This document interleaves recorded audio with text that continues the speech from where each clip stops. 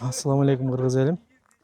Биз мына Бийиктик командасы 31 август президентибиздин кубогуна даярдык көрүп атабыз. Бүгүн биринчи даярдыгыбыз, тренировкабыз.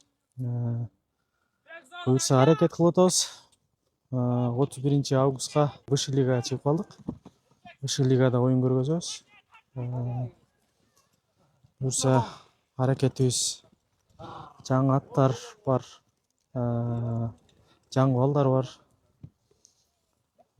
Айта кетсек, ошондой эле оюнду ушул сагынып калганбыз баарыбыз.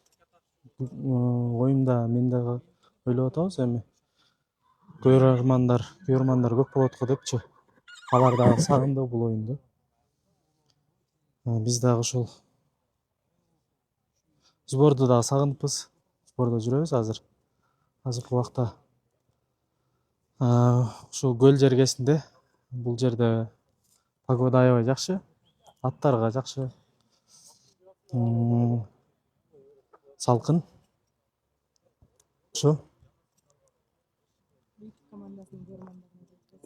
Бийиктик командасынын көрөрмандарына чоң рахмат, колдоочуларына чоң рахмат.